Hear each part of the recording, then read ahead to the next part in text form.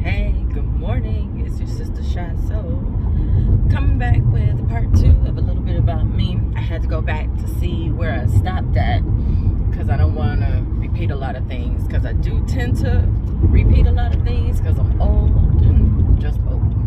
So the last thing I had stopped at was my time in Morgan Park, which, as I stated many times during the video, was the best 4 years of my life.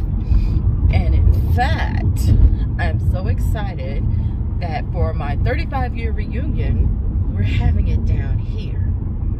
Because a few of us have moved down here, and I think some of us have not returned. I just came down here not too long ago, and actually, Class of '86 had their reunion down here. So that was exciting. I got a chance to see old friends and things like that. So that was exciting. So, moving on. So after I graduated from Morgan Park in '87, I decided to go to school for hotel management. And the school that I went to was actually in Beverly. It was, back then it was called Lexington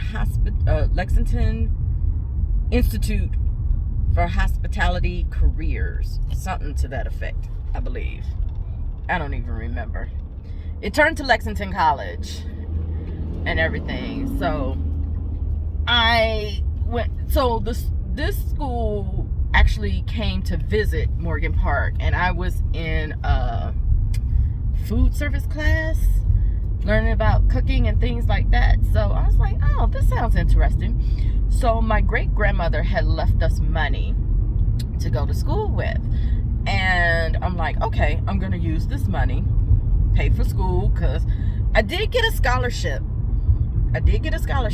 But you know, the money that my great grandmother had left for us helped a lot in paying for that. I didn't need to take out financial aid or anything like that, so that was helpful. Thank you, Granny.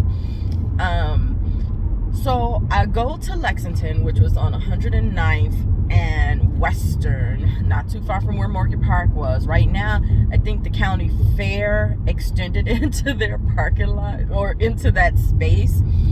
Oh, county fair on 109th. They have these maple walnut cookies. But that's not why we're here. I need to focus. Okay. But anyway, so I go to this school, and I knew it was a business school, so they asked us to dress business-like every day. Not a problem. Had to go change my wardrobe and things like that. What I did not know going into this school was that it was a Catholic school. And then it was a Catholic all-girls school.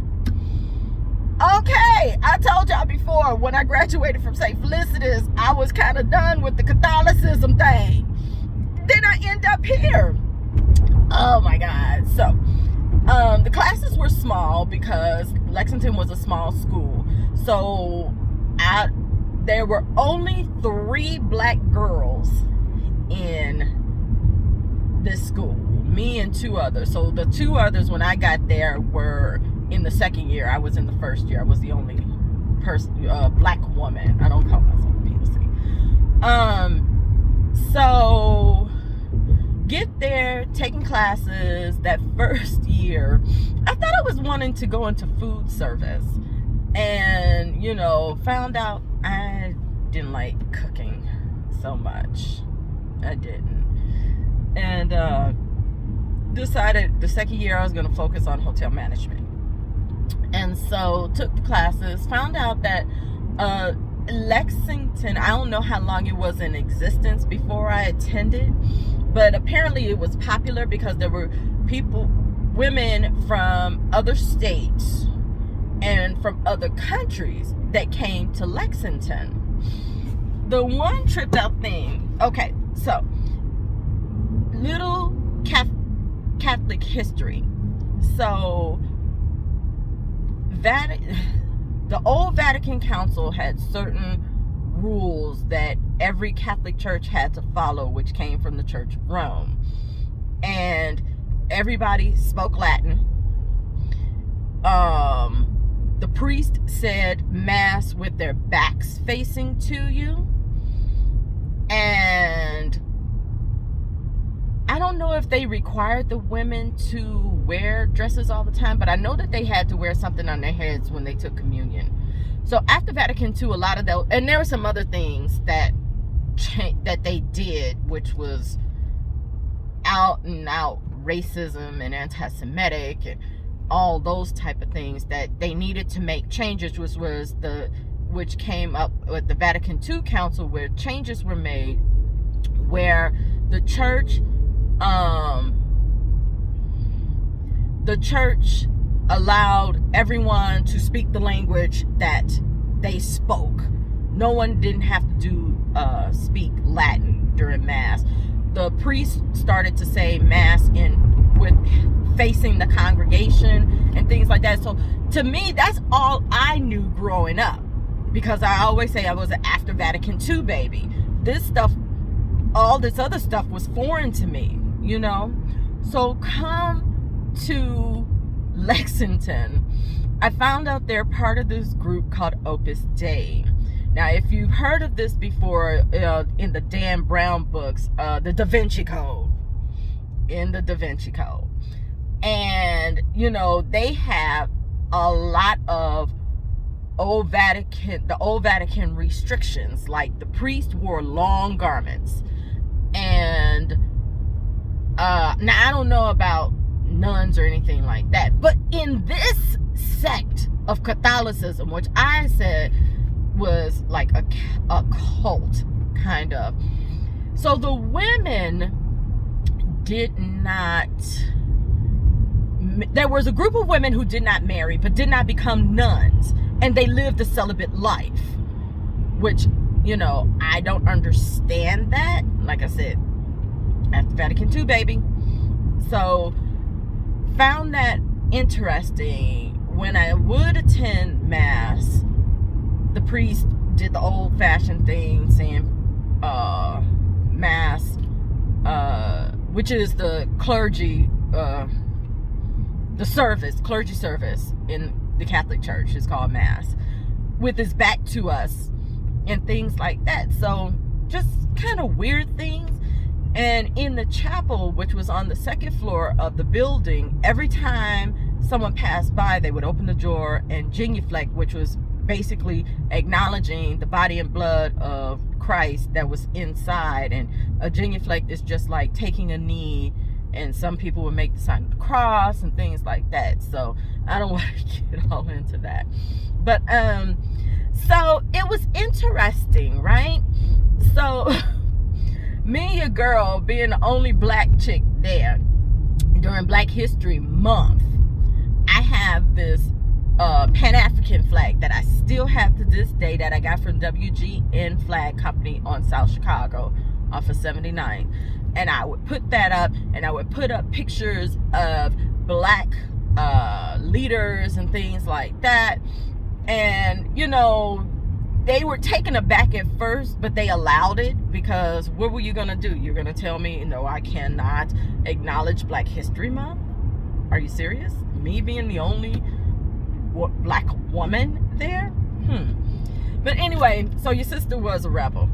And so the other thing that happened was that, you know, because it was a Catholic school, a religion class was was required for each year. So I told myself, I said, look, I know all I need to know about the Catholic Church. And I was like, I'm not taking any type of Catholicism classes. I was like, I'm gonna take the Bible study, right? So the Bible study was run by the priest. And myself and the other two black women were taking Bible study. Now, mind you, I was the only Catholic. They weren't.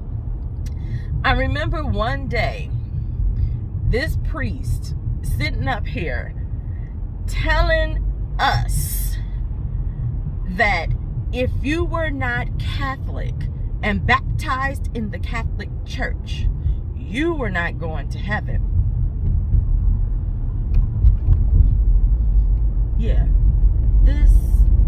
He said this to only all of us who were Catholic, and these other two women, black women, were not. And I went home and I told my mom, because by this point in my faith walk in Catholicism, the Archdiocese of Chicago had recognized, and I need to go back just a little to explain why I'm going where I'm going. So the Archdiocese of Chicago recognized that a lot of black Catholics were not originally Catholics. They came from a Protestant, Baptist, or Pentecostal religion. So they came up with this thing called the Black Catholic Revival, right? Held at Holy Name Cathedral. Oof. Y'all, ooh.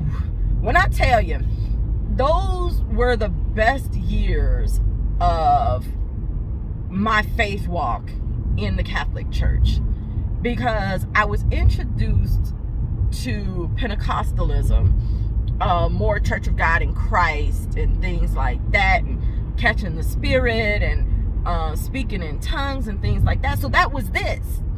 And Walt Whitman, who I absolutely love, who is director and founder of the Soul Children of Chicago, was the mass choir director. And so, of course, I joined the mass choir. We only had this once a year, which most revivals are like that anyway. You have it once a year. And, you know, I experienced things there, you know, that I wouldn't have never experienced at my church or whatever. So I remember one thing that a priest had said, and this was a priest that came from DC, and I cannot remember his name. But I remember, so in Catholicism, you believe in heaven, hell, and purgatory. So purgatory is that limbo place where they said where babies are, and those who weren't baptized and such and things like that, for when Jesus returns, that he's going to judge these people in purgatory. This priest said, no, you're either going to heaven or you're going to hell. There's no in between. This, and this. But then I learned a lot about other faiths as well. So going back to this priest, so I go and I talk to my mom about this. And he said, what? And I said, yeah, Ma. He said, if they weren't baptized Catholic, they're not going to go to heaven. And I said that these girls are not Catholic and probably are not going to be that, right? So she said, go back to him and ask him if there are divisions in heaven. Like if there's a place just for Catholics, and then just for Muslims, and then just for Jews and things like that. So me, being the chick that I am, being rebellious as I was, I did that. And I asked him that. And I told him, I said, you shouldn't be sitting up here telling people of other religions that they're going to go to hell if they're not Catholic. That man walked out the door and never came back. Because the thing is, back then, you know, I understood that there were other faiths. But at that time, I still just understood that Jesus is the way, the truth, and the light. And no one could come to the Father but through him. That's my faith. That's nobody else's faith. And right now, at this point, I don't tell people that Jesus is the way for you. Whatever your walk tells you is what it's going to be. Right? Because Jesus is the way for me, but not for you. We ain't wrong. But anyway, going back to this. So, he never came back. Didn't come back that second year. They had somebody else come to try and teach Bible study, honey, whatever. So I made it through those 2 years. Graduated, top of my class again. Got a job at the Chicago Hilton and Towers, which I think is just called the Hilton Chicago. And worked there for about 1.5 years. By that time, I had joined St. Sabina, where Father Michael Flager is the pastor. And there's going to be a religion part about this. I gave you a snippet, but and so while I was at the Hilton, I was like, I said, oh, I'm going to apply for school. I'm ready to go back. So I applied to Tennessee State to be close to someone who I was dating who was at JSU. And so I turn in my application, send in my transcripts, all this sort of stuff. TSU is like, oh, well, this is all well and good, but you're going to have to start over. I'm like, why? They said, your school is not accredited. They were candidates for accreditation. That's what they told me, was that they were accredited school. And I'm sitting up here like, what the hell? So I shoot off a really now mind you, black woman, angry black woman, before that was a term, that was me. I was that angry black woman. Shot off a nasty letter to the president of Lexington. And then all of a sudden I get a phone call from my former counselor, and she's like, Marie, what is this? Why are you saying this? Da, da, da, da. I said, look, I done spent money that my great grandmother left me to go to this school, and I can't use this degree. I cannot continue where I should be. And it's a problem because I got to start over. And I was like, you know what? Screw y'all, whatever. Hung up, never talked to them again. So I went and I was just ready to go to school. So I applied to Columbia, which was across the street from the Hilton. And Tay was quit work, all that sort of stuff, which was not the smartest thing to do, but it's what I did. And went to Columbia for a year. Great time. Wasn't sure exactly what I was going to do. At that time when I started at Columbia, I was introduced to the teachings in the nation, and I won't go into that right now, but had taken some classes at Columbia. And one of the classes that I took I took two classes with the same instructor, and I can't remember his name. And one was jazz history, the other one was black music history. And so he was impressed with my work that he wanted me to be a part of the department, which would have been great if I had come back. So, not understanding how financial aid work and things like that, I didn't apply. And so, I applied late. So it only took care of part of my schooling, my tuition at the time. And then I ended up owing Columbia money. And so I dropped out. I started working because I had to pay them back. And I had been working ever since. And that's my story at Lexington. And, the time that I spent at Lexington, I won't say was a waste.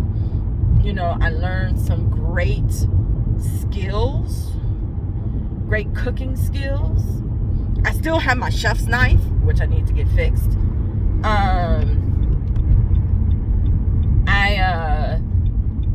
I don't talk to none of these chicks. And then eventually Lexington closed. There's that. And so that was college, and now I'm back in school at National Louis.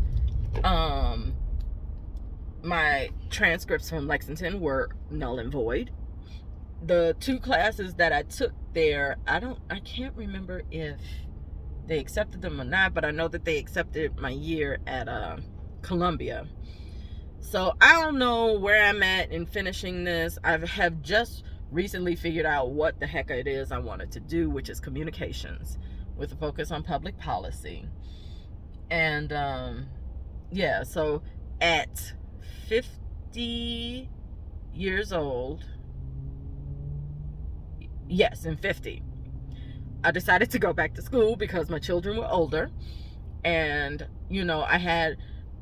it was just my time, because when I did take those couple of classes back at Lexington, my ex-husband was not really supportive, because I wanted to go back full time, but I knew that that wasn't going to happen. But so I'm there. I'm at NLU. I was on campus, and now I'm currently strictly online, of course, with me being all the way here in the Valley and the school being in Wheeling and in Chi. So and so classes are going good. Your sister's on the National Honor Roll, National Honor Society, because I have a 3.93 GPA.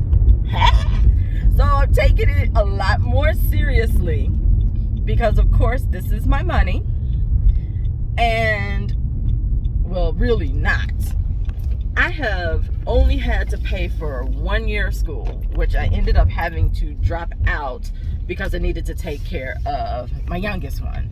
But now everything is paid for. Woo-hoo. So exciting. But yes, so that's the end of this right now. I don't know when I'm gonna finish at NLU. I'm just taking classes to satisfy the requirements, because I do want to have my degree.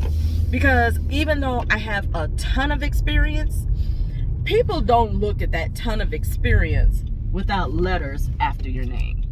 So I need letters. And yeah, so that's one reason why I'm doing it. The other reason is, I come from a family of educators, and my sister is the only one who has gotten her degree. In fact, she got her bachelor's, 2 masters, and she's a doctor. She's got a doctorate. So I ain't never gonna get there. Never. But yeah, so that's what your sister's doing. So that's that. I done got to work. And as always, I appreciate you all listening. And I still don't know what this is going to become, because this is still my journey back to self. And there's things that I recognize that I need to do. And this is one of them, which is sharing. And I was thinking about something that I saw yesterday, and it brought up a painful past, which I don't like talking about it, because I don't, pain doesn't feel good. Well, that type of pain. But anyway, if you like this video, give it a thumbs up. If you don't, give it a thumbs down. And leave a comment. And subscribe to my channel. Hit the notification bell, so that you know the next time I post a video. Again, I thank you for your time. This is your sister Shy Soul. Thank you. Have a good day.